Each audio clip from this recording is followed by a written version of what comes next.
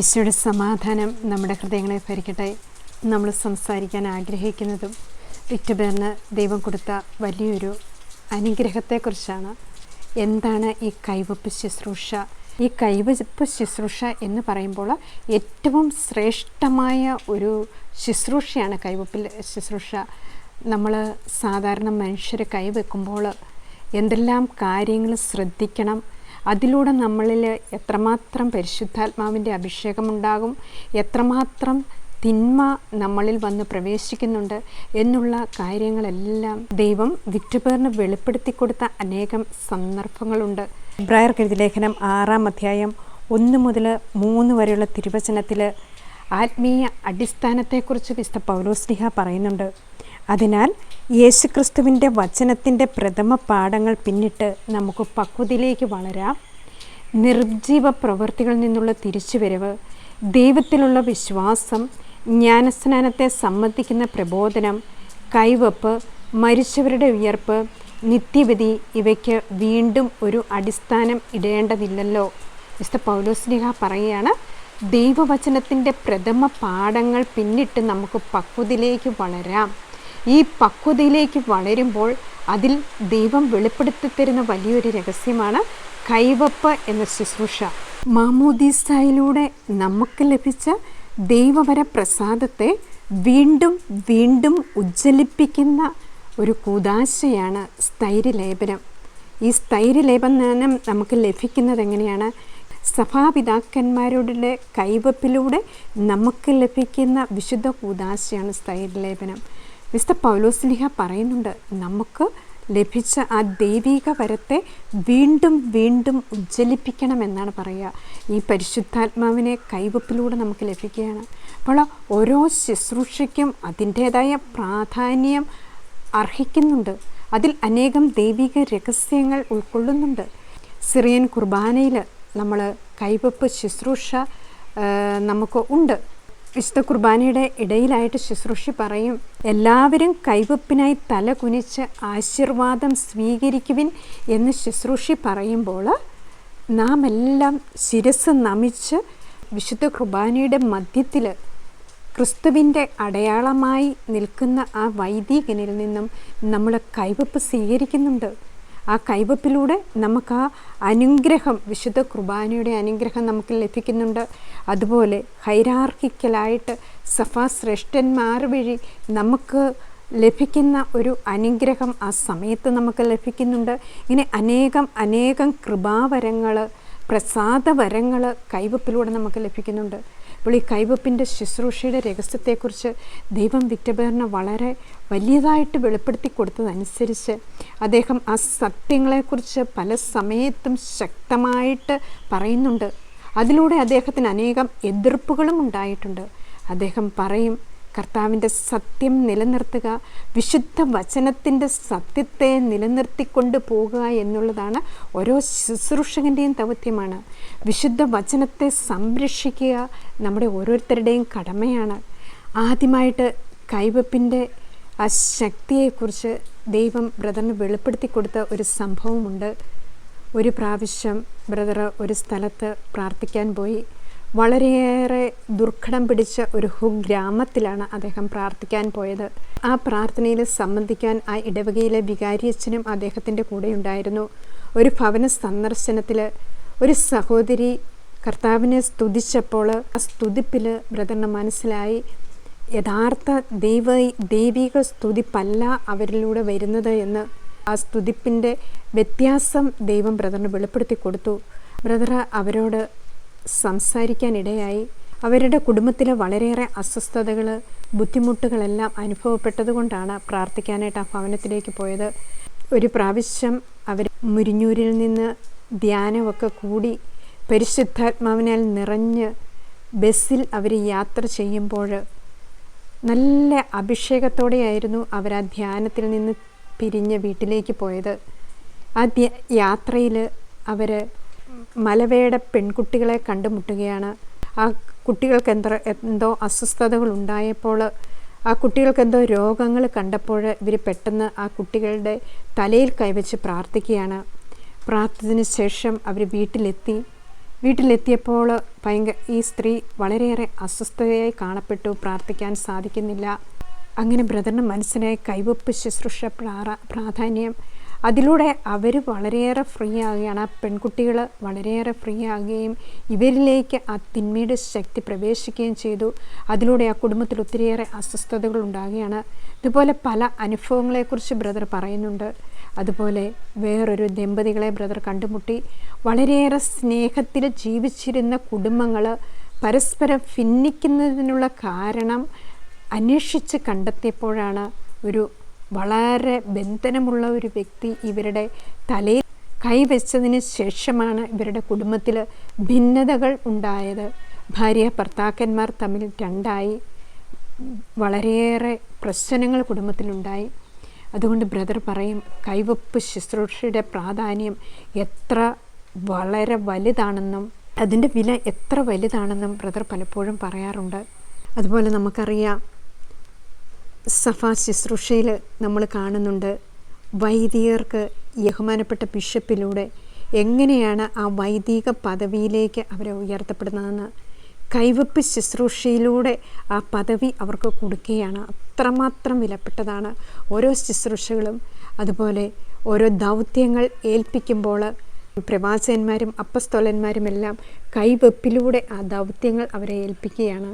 അപ്പോൾ മനുഷ്യരായ നമ്മൾ എത്രമാത്രം വിശുദ്ധി പാലിക്കണം എന്നുള്ള കാര്യം വിറ്റുപേർ പറയാറുണ്ട്.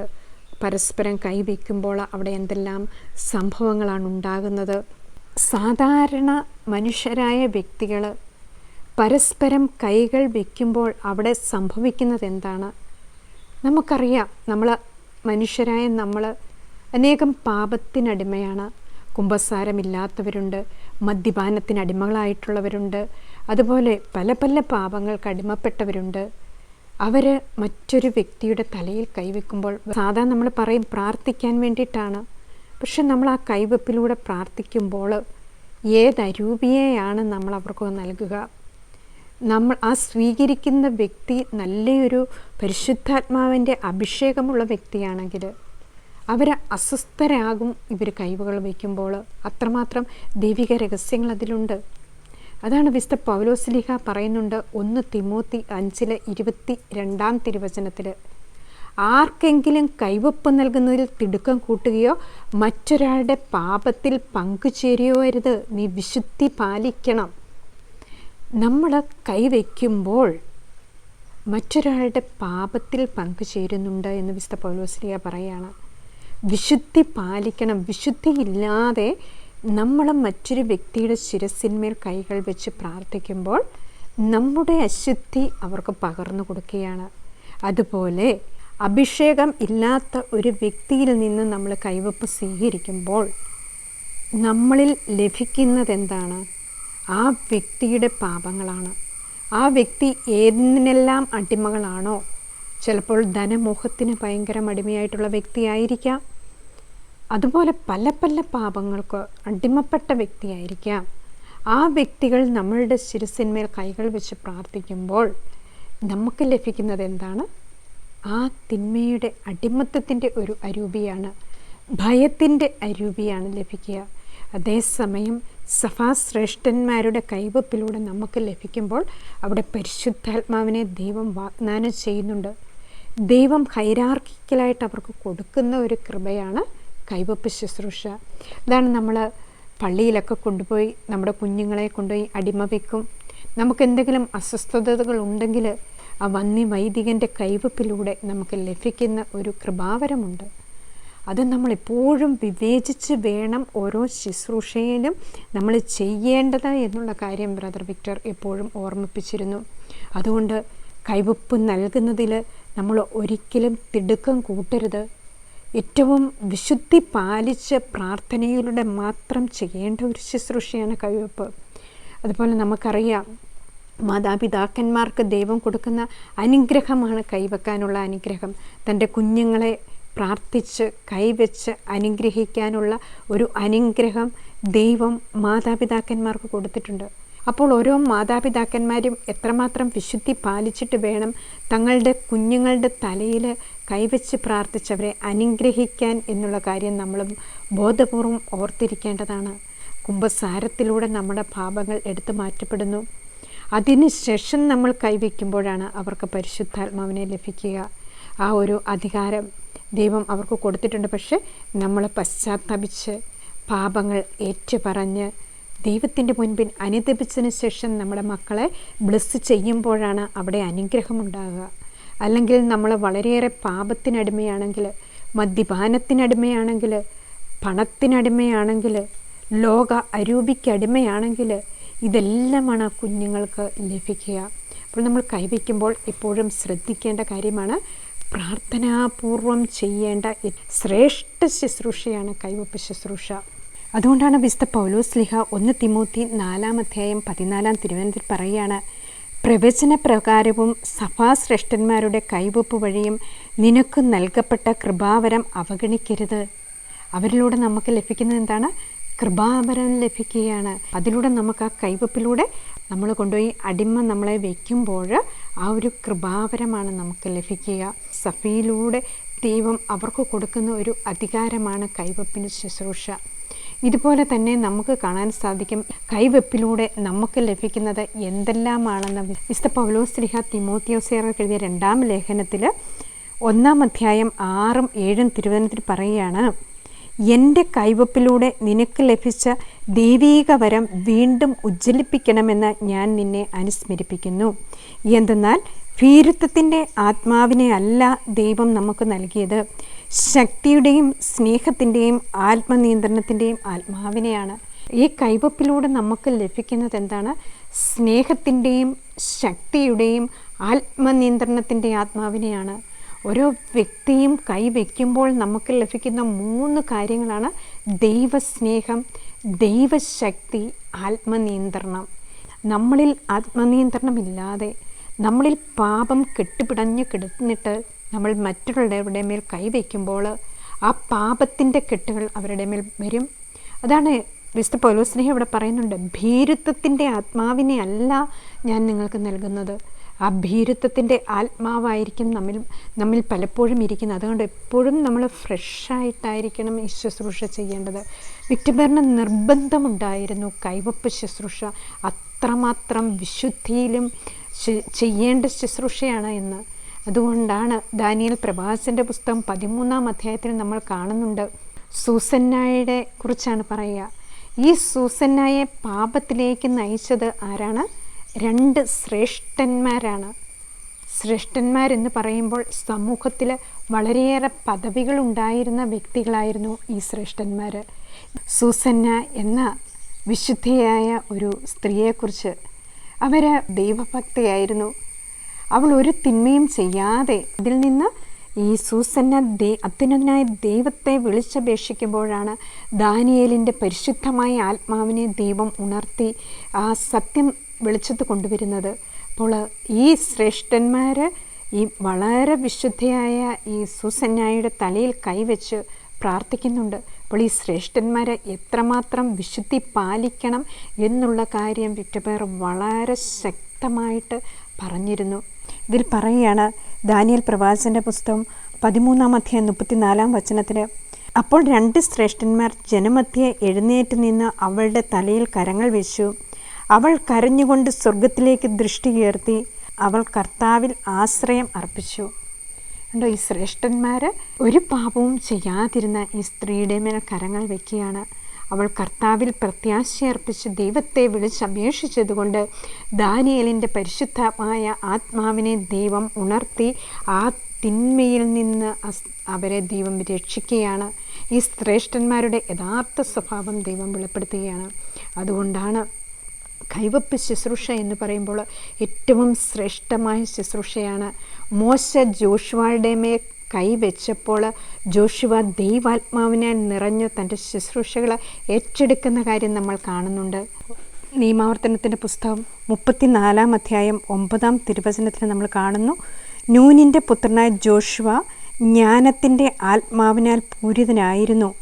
എന്തെന്നാൽ മോശ അവൻ്റെ മേൽ കൈകൾ വെച്ചിരുന്നു. ഇസ്രായേൽ ജനം അവൻ്റെ വാക്ക് കേൾക്കുകയും കർത്താവ് മോശയോട് കൽപ്പിച്ചതുപോലെ പ്രവർത്തിക്കുകയും ചെയ്തു. ഇതിൽ പറയുകയാണ്, മോശ അവൻ്റെ മേൽ കൈകൾ വെച്ചിരുന്നു. അപ്പോൾ പരിശുദ്ധാത്മാവിനാൽ, ജ്ഞാനത്തിൻ്റെ ആത്മാവിനാൽ ജോഷുവ നിറയുകയാണ്. ഈ കൈവപ്പ് ശുശ്രൂഷ എന്ന് പറയുമ്പോൾ അത്ര ശ്രേഷ്ഠമാണ്. അതുപോലെ തന്നെ ഉൽപ്പത്തി പുസ്തകത്തിൽ നമ്മൾ കാണുന്നുണ്ട്, യാക്കോബ്, ഇസ്രായേൽ, ജോസഫിൻ്റെ മക്കളുടെ 2 പേരുടെ മേലും തലയിൽ കൈവച്ച് അവരെ അനുഗ്രഹിക്കുന്നത്. ഉൽപ്പത്തി പുസ്തകം 48-ാം അധ്യായത്തിൽ 13-14 തിരുവചനത്തിന് നമ്മൾ കാണുന്നു. കൈവപ്പിലൂടെ അനുഗ്രഹം കൊടുക്കുകയാണ്. അപ്പസ്തോല പ്രവർത്തനം 6-ാം അധ്യായത്തിൽ 6-ാം തിരുവചനത്തിൽ അപ്പസ്തോലന്മാർ കൈവപ്പ് കൊടുത്തുകൊണ്ട് തൻ്റെ ദൗത്യം ഓരോരുത്തരെ ഏൽപ്പിക്കുന്നത് നമുക്ക് കാണുവാൻ സാധിക്കും.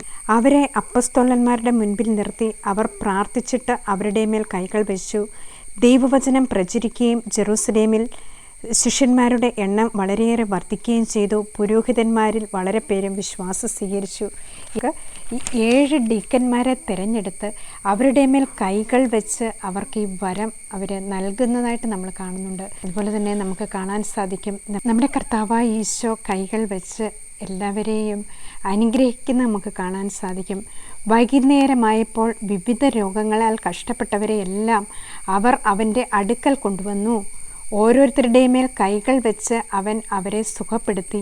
നീ ദൈവപുത്രനാണ് എന്ന് ഉറക്കെ വിളിച്ചു പറഞ്ഞുകൊണ്ട് അനേകം പിശാചുക്കൾ അതിൽ നിന്ന് വിട്ടുപോയി എന്നാ പറയുക. അപ്പോൾ ഈശോയും ഇവിടെ തൻ്റെ കൈവപ്പ് ശുശ്രൂഷ നടത്തുകയാണ്. ആ കൈവപ്പിൻ്റെ ശ്രേഷ്ഠത നമ്മൾ മനസ്സിലാക്കുവാനും നമ്മൾ ആരുടെയെങ്കിലും തലയെ കൈവച്ച് പ്രാർത്ഥിക്കുമ്പോൾ അതിനുവേണ്ട പവിത്രത നമ്മൾ കൊടുക്കുവാനും അതിലൂടെ അനേകരിലെ അനുഗ്രഹങ്ങൾ വർഷിക്കപ്പെടുവാനും നമ്മളിലുള്ള വിശുദ്ധി മറ്റുള്ളവർക്ക് പകർന്നു കൊടുക്കേണ്ടതാണ് ഓരോ കൈവപ്പിലും ഉണ്ടാകേണ്ടത്. ഇല്ലെങ്കിൽ നമ്മൾ തീർച്ചയായിട്ടും സൈലൻറ്റ് പാലിക്കണം, വിശുദ്ധി പാലിക്കണം, നമ്മൾ ശാന്തരായിരിക്കണം എന്നുള്ള ആ വലിയ രഹസ്യം ദൈവം നമുക്ക് വെളിപ്പെടുത്തി തരികയാണ്.